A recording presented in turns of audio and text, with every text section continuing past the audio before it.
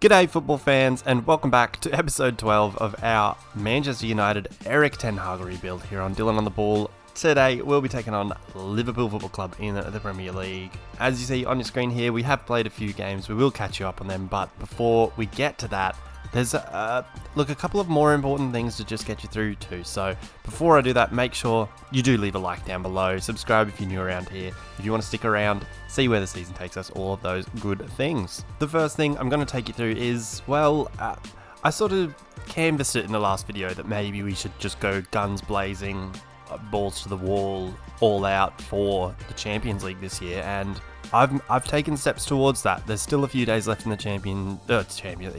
There's a few days left in the transfer window, idiot. So we might still do more business than we have done, but I'm just going to get you started on some outgoings. So since you were last here, we have sold a few players. I'll say a few, and then we'll go through them. First of which, Erik Bailly, he's gone to Shakhtar.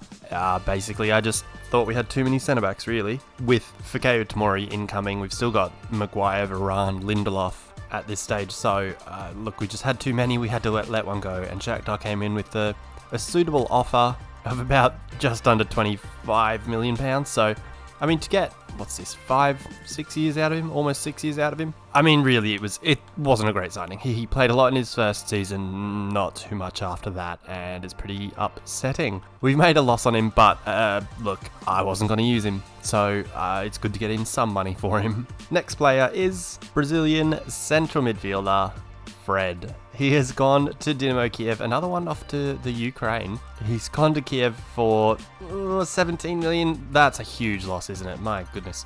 It never really panned out that well for him at United, and I suppose more so the club's story than it is his, I suppose. But as you see on your screen here, it does say he's only worth 23 million, so we did get above that value, I suppose, so that's not the worst thing at the end of the day, I suppose.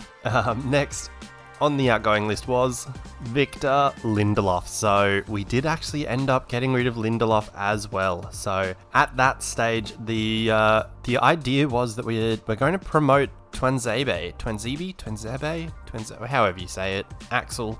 You know the one, the guy who has been on loan to like Aston Villa and Leverkusen or something, I don't know, that fella. He's stepping up into the first team, so it's going to be, at this stage anyway, it's going to be Varane, Tomori, Maguire and Twanzebe. We let go of Lindelof. It says he's worth 53 million. We got 32 for him after, 5 years. I mean, it's maybe, he wasn't going to play much, honestly. I was going to try and favour Twanzebe over him anyway. Inter coming in with a good offer of £32.5 million was enough for me to pull the trigger and let him go. That wasn't the end of the outgoings. Unfortunately, perhaps for our squad, they all had targets on their backs. But next that was on the chopping block was Anthony Martial. Anthony? I'll say Anthony because I'm Australian and it has an H in it. So, Anthony Martial, he's gone to PSG. We managed to just get rid of him. Basically, we had too many forward players. He was on loan last year. He actually had a really good season for his standards, I suppose, and played an awful lot of football, which is great news for Anthony Martial. But we just didn't have a place for him. We were going to be playing Adeyemi more than him. We're going to be playing Ronaldo, obviously, more than him. Same with Sancho, Rashford, Leao, all of those players. So got rid of him, £35 million. It is less than we sold him for, but at the end of, almost 7 years with the club, to have played that many games, scored, a decent amount of goals, we're not too displeased with getting £35 million for him. Especially in the last video, I think I showed that he rejected Chelsea, and that was only for a £30 million fee. So to have got the extra £5 million, and he's gone to a non-league rival, I'm pretty chuffed for that, to be honest. He wasn't the last player to go, though.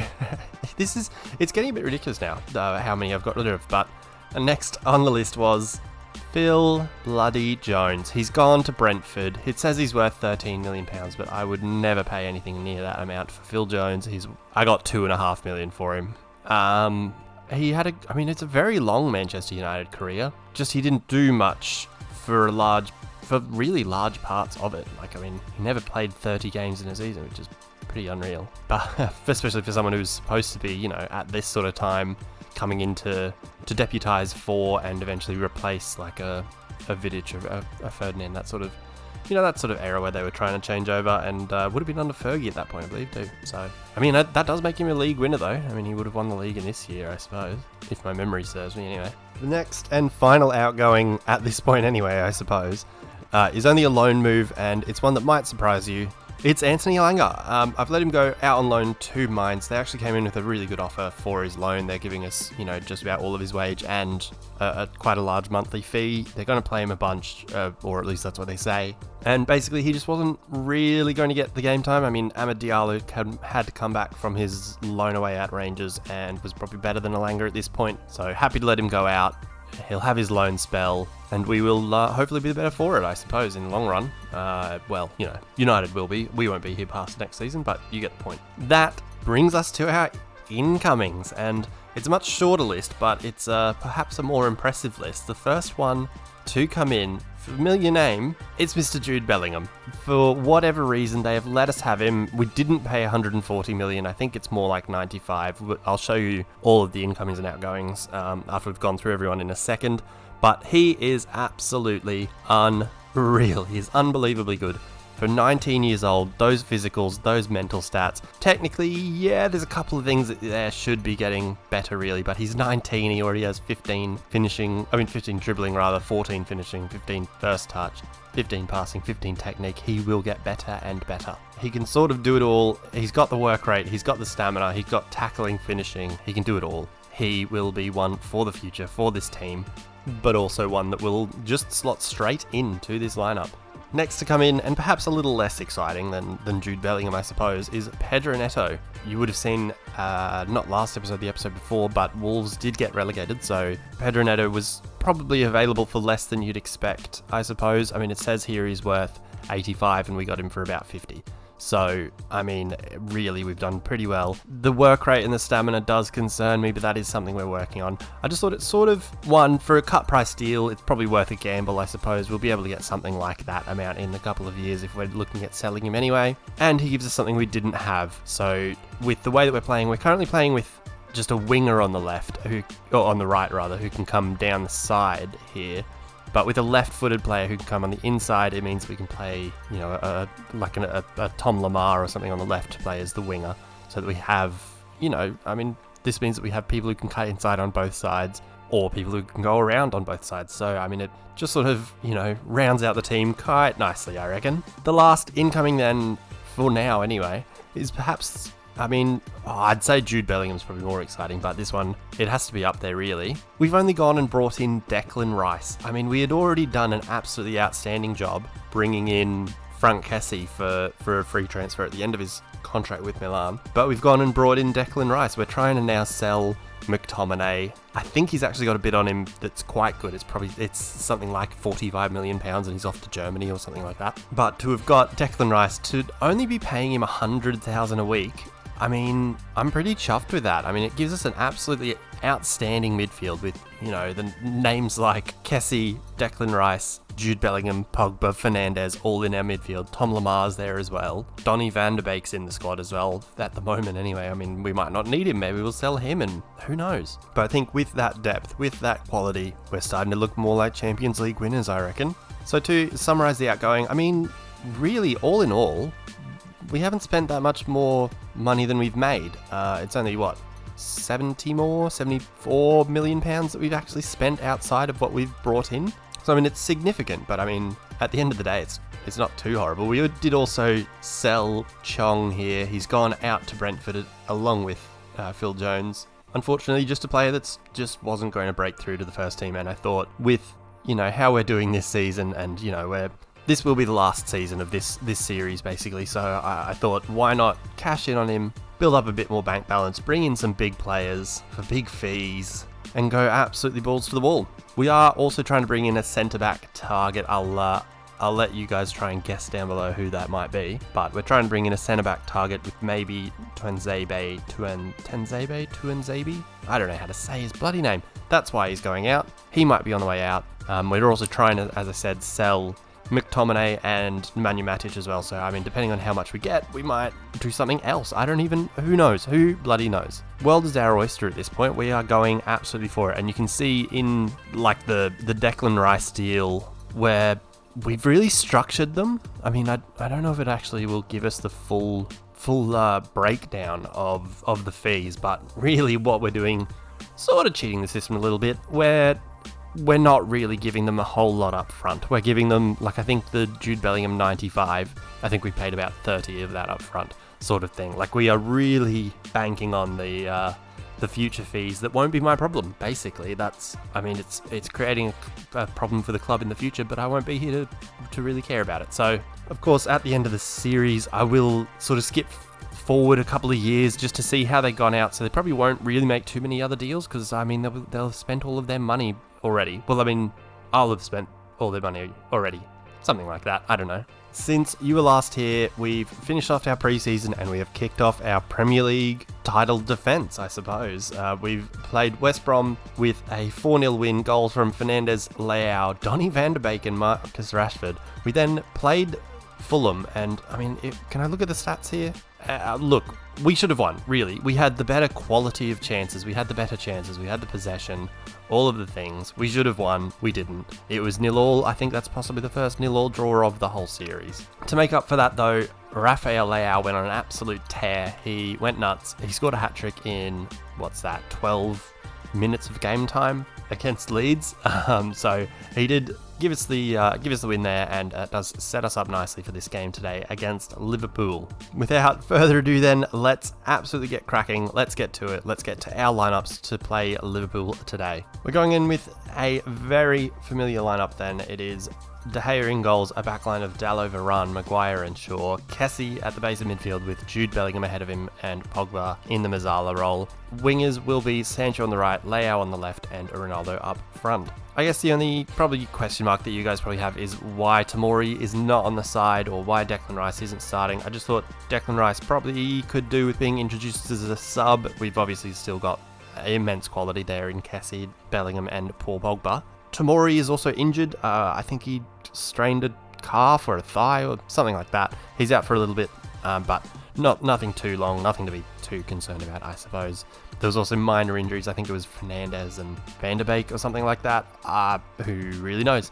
Anyway, it's a very strong lineup, and I guess when you look at then also our bench having players like Declan Rice, Lamar, Rashford, Neto, Wan-Bissaka, Amad Diallo, Adeyemi, like, it's a very good bench as well, and I think in this, Manchester United rebuild, we've done a great job of it. I mean, this transfer window itself has been a bit ridiculous. I'll freely admit that, but we've got rid of a lot of the dead wood. I mean, we've got rid of players that we really should have not had around the club any longer, or maybe for a couple of years. I know Harry Maguire is one that people will say we should have got rid of, but nobody's come in with a good offer for him. So, I mean, while he's performing, I'm going to keep him around, I guess. But at the end of the day, I guess it's a very truncated, is that what I'm trying to say? A very, sped up, quick, tiny, teeny version of this rebuild that we've just absolutely gone from 0 to 100 with.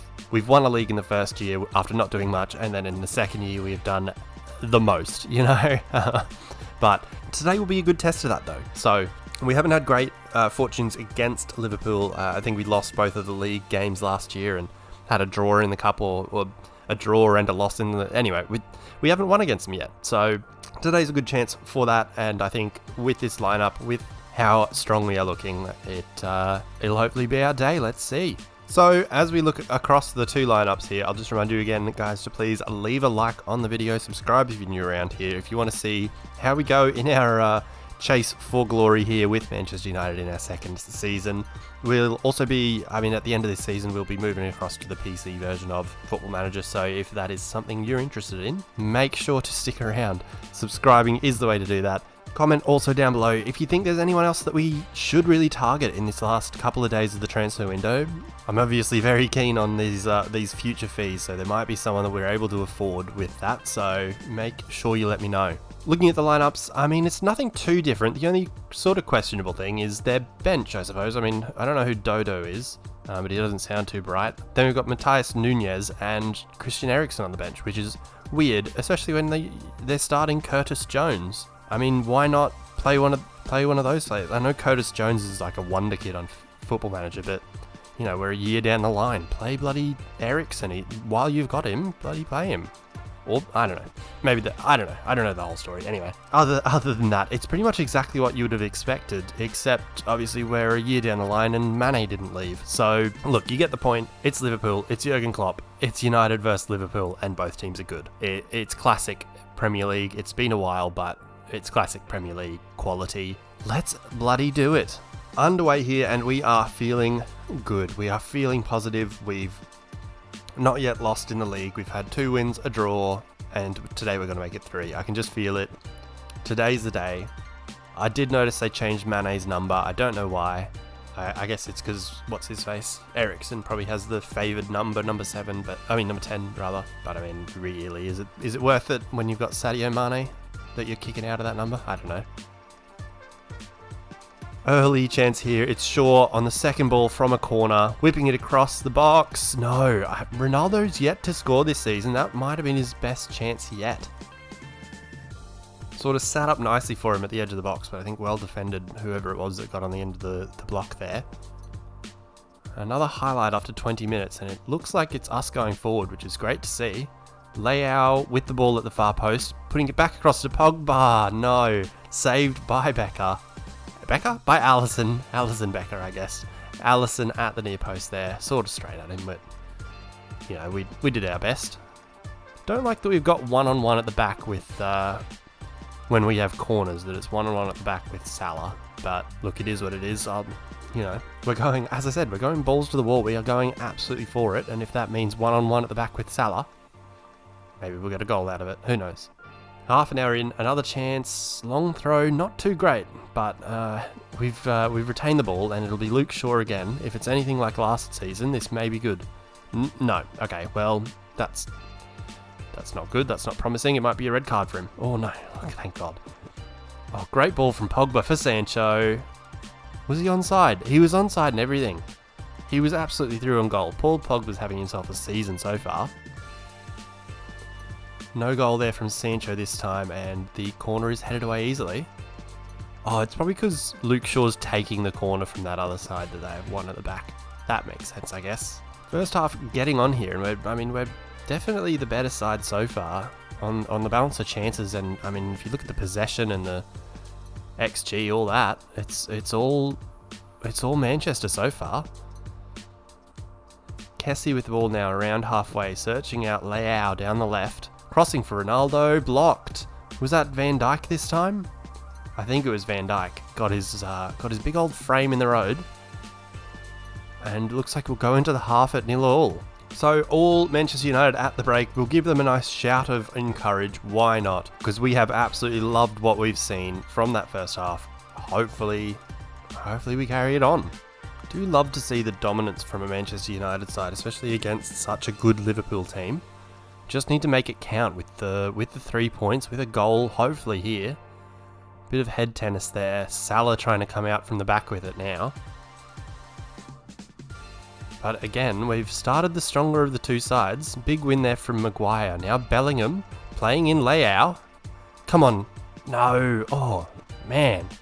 We are creating the chances. That one was not really a great chance, especially given the angle. You would have hoped for a Ronaldo or Sancho, run in towards the far post, but good opening, showing the signs that we can do it. Right, we are now 66 minutes in, so I think it's time for a change. We're going to go with Rashford for Leao. We don't really have another attacking option in midfield. Maybe it's Lamar. Yeah, we'll bring on Lamar, especially because Pogba's got his yellow card. We'll bring on Lamar and hope that we can do the business with Rashford and Lamar coming on. They've made a change. It's Eriksen on the left wing. They've also brought on Henderson for Curtis Jones. Mane's up front, having an awful time of it. Nunez now on for Thiago. And this one's starting to get away from us. We're going to make a third change. What do we do though? I think maybe it's time for Neto? Or is it Diallo? No, let's give Neto a go. And we'll change him to being an inside forward. And it might be time to stop playing out of defence and, change that. Let's be a bit more direct with it so we can get the ball forward quicker, hopefully. I don't want to commit too far forward though. because I don't want to end up losing to Liverpool after playing so well. Lamar with the free kick now, blocked, but we have hopefully kept hold of it. It's Varane on the right-hand side now, almost out of the screen. Dalot hopefully able to make good progress on the right, swings in across, way too far for anyone to get onto. But we will recycle again with Shaw, finding Rashford, finding Lamar, finding the back of the net. The change has worked. The midfield change of bringing Lamar on for Pogba, it's given us the 1-0 lead against Liverpool. Shaw recycled the ball on the left-hand side, found Rashford just inside the box, drew in a couple of defenders and was able to find Lamar, edge of the box, takes a touch inside, hits it with his right, puts us up 1-0.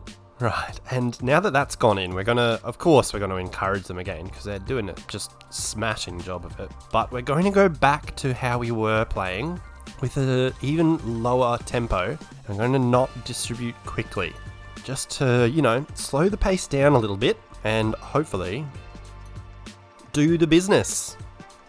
Winding down now, hopefully we see this out. 5 minutes to go. Of the 90 anyway. Not much happening since the goal really. Hopefully stays that way with 3 minutes being added on.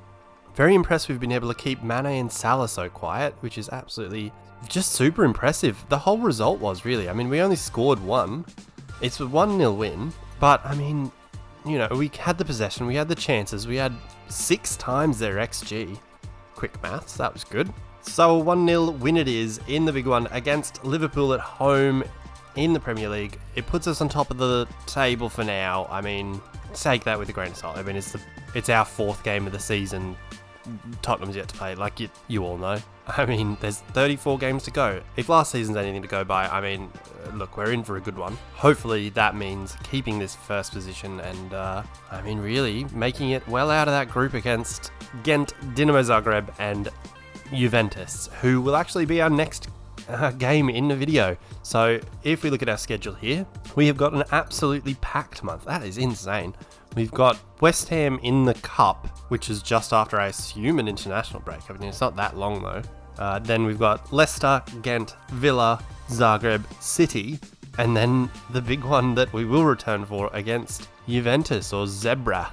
As you see, there is a big gap there for the World Cup in November, December. So they will be packing in this first half of the season really tightly. So next video will, hopefully have come through this, riot-worthy sort of second month of the season. That is intense. We might need the bodies. I don't know. Guys, that will wrap it up for today. Make sure you do leave it a like down below, subscribe if you're new around here, comment down below what you thought of the video, all that good stuff. Also down in the description below are the social medias. There's the Instagram, Twitter, TikTok, Twitch, whatever you want to find me on, I'll be there. It's down there. You can find me, you can yell at me, you can talk to me. Hopefully it's the latter. And until next time, when we go again to kick off a hopefully successful Champions League run, peace.